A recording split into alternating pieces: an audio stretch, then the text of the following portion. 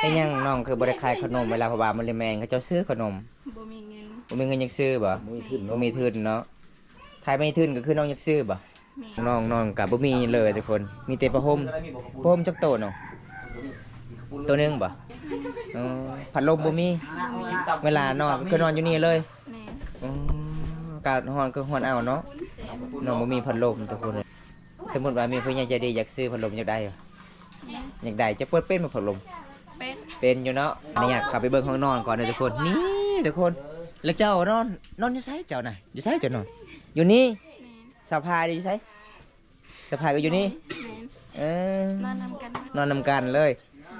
พอห่มเจ้านี่ตามคอยเบิ่งนี่ผู้บ่าวมาเล่นมาแอนตลอดเลยเบิ่งพอห่มนี่เปื้อนหลายเด้ผู้บ่าวนี่บ่ได้เซ็ตตีนเลยเวลาเข้าได้เข้าเลยเหยียบเลยบ่ห้องนอนสาวโสดเด้อพี่น้องโอ้คักบทว่ามีผู้ใหญ่ใจดีอยากเสือให้น้องพัดลมน้องมักสีใดก็เอาเบิดสีใดก็ได้บ่อ๋อกัดนี่นะบ่แม่นเบาแก้วบ่ยุงมันตอดเป็นหมู่บ้านอยู่กับตีนภูเขาหาเงินนะคำมันก็สิยากมาเมื่อนี้ก็คือได้พอผู้สาว3คนทุกคนเลยชาวบ้านตาลีหมู่บ้านที่บ่มีสัญญาณโทรศัพท์อันนี้ไปสั่งกล่องกันมาจังได้นี่นะตาแวลผู้สิขายคือตาแวล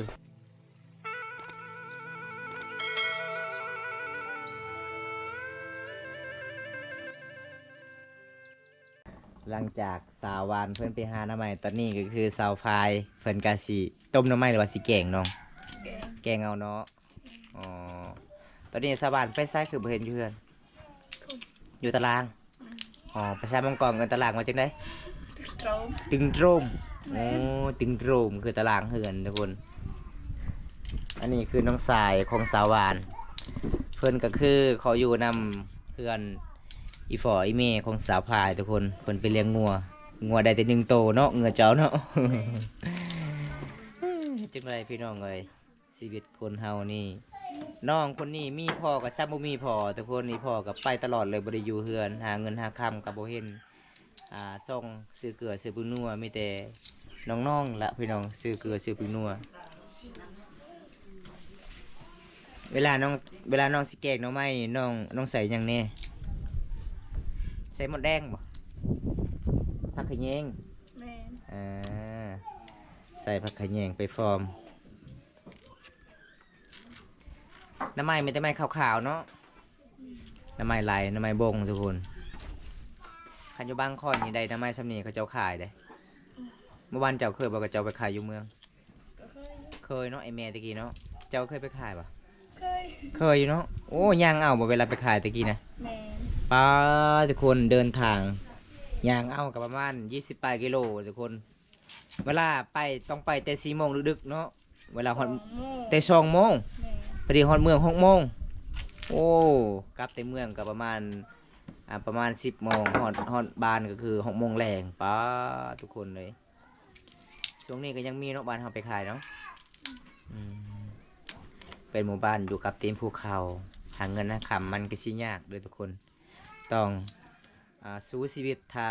บ่สู้ชีวิตกะบ่มีเงินบ่มีคำซื้อเกลือปิ้งนัวบัดสิขายอยู่ในบ้านกะบ่มีไผซื้อเพราะว่าเป็นหมู่บ้านนอกจากตัวเมืองหมู่บ้านที่สุดเมืองนองเลยทุกคนบ้านต่อไปบ่มีแล้วหมู่บ้านนี้เด้อพี่น้อง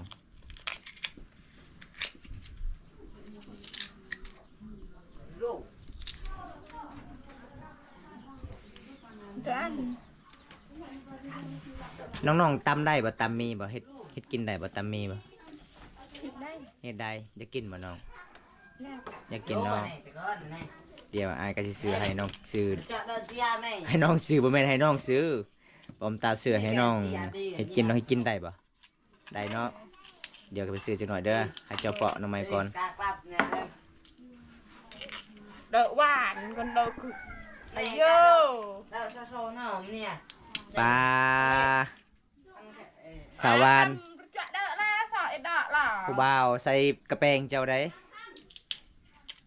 เอาไว้แล้วฉันจะเล่นแง่ถ้าอยู่กันนกขัดไออัน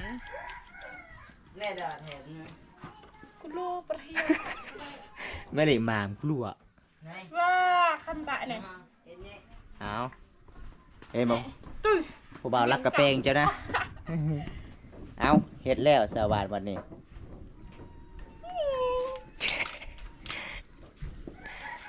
cỡ chán thôi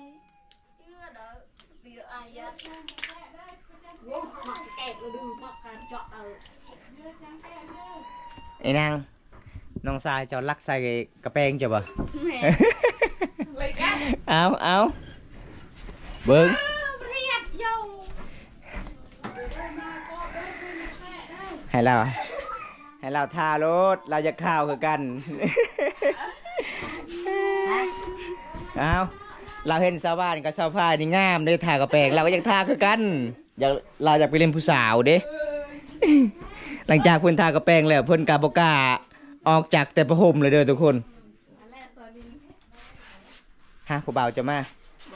ผู้ได้มานะสาวนิ่งเป็นหมู่คู่กับเจ้าโอ้ทุกคนเลยสาวบ้านนี่เสื้อเพิ่นนี่10 โมงกลับตลอดเลย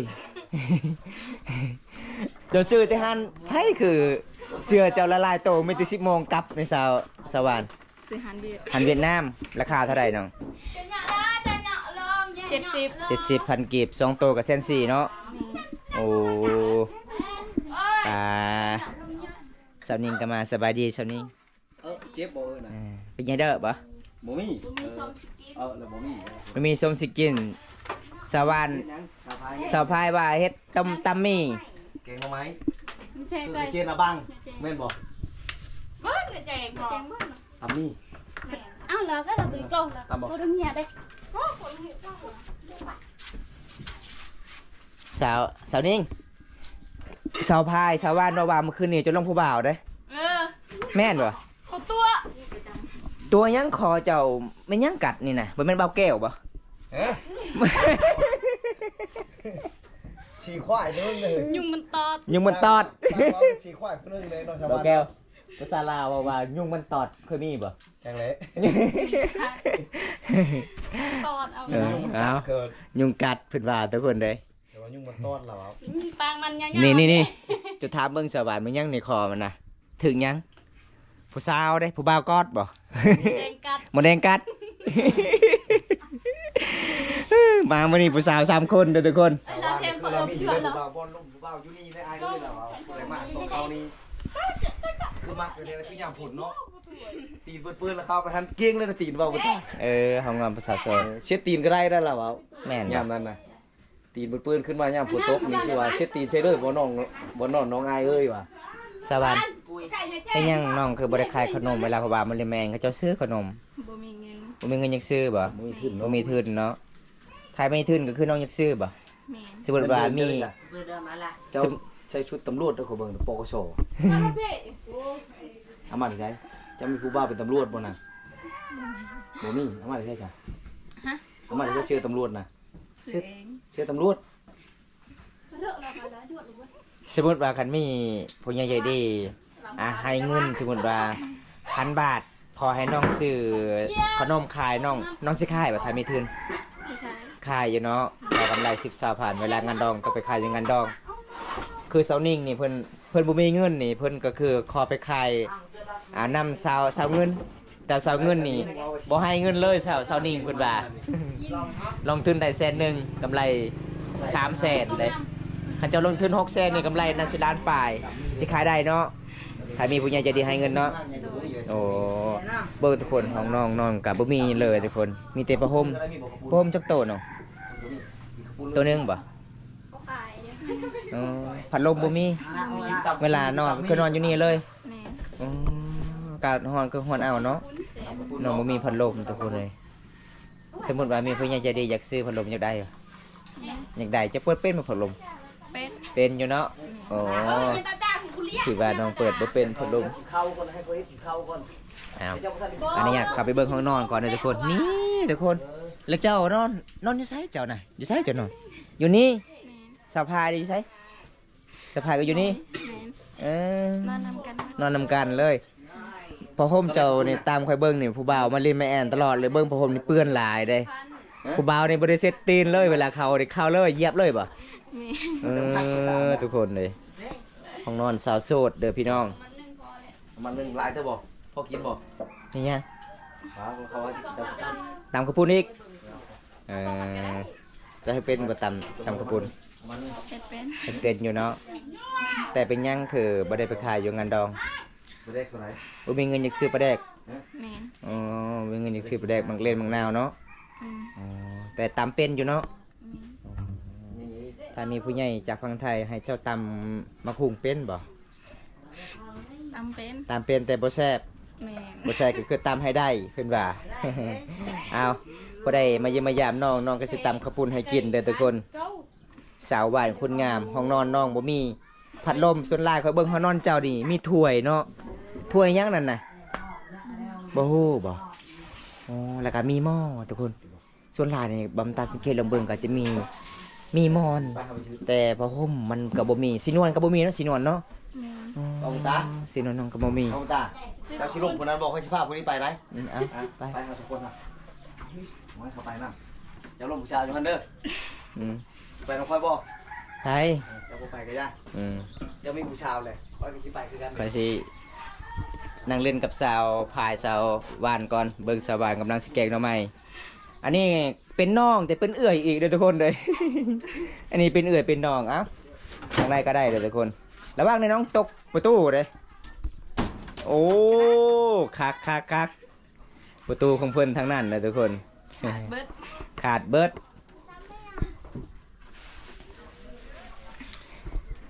เวลาน้องมักสมมุติว่ามีผู้ใหญ่ใจดีอยากเสือให้น้องพัดลมน้องมักสีใด สีใดก็เอาเบิด สีใดก็ได้บ่อ๋อ แน่ลงไหม น้องมักพัดลมสีใดก็ได้ทุกคนถ้าผู้ใดใจะดีก็เสือให้น้องพัดลมแน่ห้องนอนน้องกะผ้าห่มบ่มีพัดลมก็บ่มีกะมันร้อนหลาย บางคนถ้าว่าเฮือนเจ้ามีโฮงสีก็คือน้องเฮ็ดปลูกมันเนาะ แม่น ปลูกมันได้สองส่วนก็คือขายได้แต่4 ล้านปลายซื้อหมดห้องสีเข่าเด้อทุกคน หลังจากนั้นก็คือเงินที่เหลือใช้ไฟฟ้าแล้วก็ยังเทคนิคบ่ไฟฟ้าดูอ๋อ ยัง2 ล้านจะ ยัง2 ล้านแต่นี่ แม่น โอ้แสดงว่าเฮากะปีนี้บ่ได้ปลูกมันเลย แม่น เอาสิเอานี้มาที่ใส่บัดนี้ทุกคนยัง2 ล้านค่าไฟฟ้าน้องใส่ก็ประมาณ 3-4 เดือนแล้วทุกคนเลยเห็นบ่ไฟฟ้าประมาณจักล้านน้องใส่6 ล้านหรือ7 ล้าน 6 ล้าน 6 ล้านเนาะ แม่น อืมจ่ายได้แต่ที่4 ล้านทุกคนน้องอยากใส่หงสีแน่ซื้อหงสีแน่หงสีขาวบางคนบ่เข้าใจว่าแบบใดหงสีขาวคือหงสีขาวน้อยๆทุกคนบ้านเฮาราคาประมาณ4 ล้าน3 ล้านป่า4 ล้านนั่นแหละทุกคน ล้านไหนก็ตาม ตัวนี้จะเฮ็ดหยังสาวบ้านตำเพชรบ่ เฮ็ดส้ม อ๋อส่วนสาวพายเพิ่นก็สิเปาะหน้ำไม้ยังบ่ทันได้แล้วเทื่อทุกคนเพื่อนสาวบ้านซองน้องก็ประมาณสินี่เด้บ่รวมแล้วก็คือเฮ็ดเวียกเฮ็ดงานมีแต่3 คนเลยทุกคนเลยอยู่เฮือนของสาวพายนี่รวมทั้งหมด10 คนแล้วก็น้องชายสาวว่านนี่แล้วก็น้องชายสาวพายนี่ เตียวกินหน่อยนะแกเตียวทรายพ่อเมินก็หัวบ่ไปเจาะละนาอาบาน สาวพายอยู่เฮือนเจ้านี่ลูกอีเมของเจ้านี่มีแต่เจ้าผู้หญิงบ่กลายแต่นั้นผู้ชายหมดโอ้กระดองแพงแล้วเนาะลูกชายเดียวบ่แม่นลูกชายเดียวลูกสาวเดียวกันเด้อทุกคน ส่วนสาวบ้านก็คือเพิ่นก็มีน้องนี่เวลาน้องเอาให้เอาส่วนก็ต้องใช้แบบนี้ตลอดเลยป่ะอ๋อสมมติว่าเจ้าแกงกินก็คือสาววันเพิ่นตำมักเพชรค่ะเป็นความสามัคคีเด้อทุกคนเลยนี่แหละอีเมของสาวพายเพิ่นยังมีหอยยิ้มก็คือได้ล้านใจดีแล้วก็เป็นคนขยันแล้วก็ลูกสาวก็เป็นคนขยันเด้อทุกคนน้องคนนี้ไปเฮ็ดงานอยู่เวียงจันทน์อยู่สวรรณเขตก็บ่ได้เงินเดือนกลับคืนคือเก่า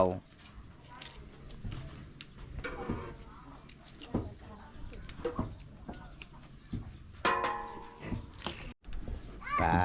ทีมงานเฮานี่เปย์ให้ผู้สาวอีกได้ให้ มื้อนี้ชื่อให้ชาวนิ่งกินว่ามื้อหน้าแล้วผู้ใหญ่ใจดีอีกชื่อให้ เออ เก่าก็ อย่างยังโอ้ใจดีทุกคนเอาขับใจป้าบอกมือยังจะมอยตายรถ เอาเฮ็ดบัดนี้ส่วนสาวนิ่งมื้อนี้เบาเกวไลเป้ก็เด้อทุกคนเลยใจดีบ่เบาแกบ่ทางหล่อทางใจดีเนาะมื้อหน้าจะเลือกผู้บ่าวเดี๋ยวจะเลือกผู้บ่าวใหญ่แบบนี้เด้ เลิกคนแบบในรถ จะเลือกคนแบบนี้โลดเหลืออายุผู้บ่าวรุ่นสูงๆใหญ่ๆใจดีหลายเด้ 18 ปีได้ละ เห็นบ่เอาบ่ มันสิบเก้า เอา 30ก็เอาคือคอย32บ่ผ่านเพิ่นว่า บ่ผ่านดู หมดแม่ละ เอาตอนนี้น้องสาวเพิ่นก็สิปรุงแต่งสิตำมะเขือบ่เนาะ ตำมะเพชร ตำมะเพชร ทุกคนกำลัง จุดเตรียมตัวไหมก็ ช่วยกันนะหน้าที่แค่หน้าที่มันนะ บ่เราสิย่อผ้าเข้า ตามข้าวปุ้นชี้มือผู้ได้ชาวนิงหรือชาวบ้านมันชี้เห็นชาวนิงนี่ได้หรือต้องเชื่อได้เลยทุกคนชี้มือไว้ใจได้เลยการจะคิดแชร์เข้ามาทางนี้ ต่อไปเคยน้ำตาไหลเลยนะเคยตำเลย ไผสาวยัง เพราะว่าเผ็ดเกินน้ำตาไหลเลยกินมาให้กิน ทางนั้นได้ให้กินเป็นจังไรบ้าบุตา ฮะ ทางนั้นให้กินเป็นจังไรเชฟอยู่บ่เคยกินแล้ว เราเบิ้งเราเคย สุดยอด กินส้มตำ สุดยอด ได้กินแล้วมันบ่ กินแล้วตอนนี้น้องสิตำมะเผ็ดตำมะเขือบ่ ได้จอเข้ามานี่ตัวนี้นี่เอ้าเขาขายให้เอานี่นี่ไหนเขาขายตุ๊กเป้าให้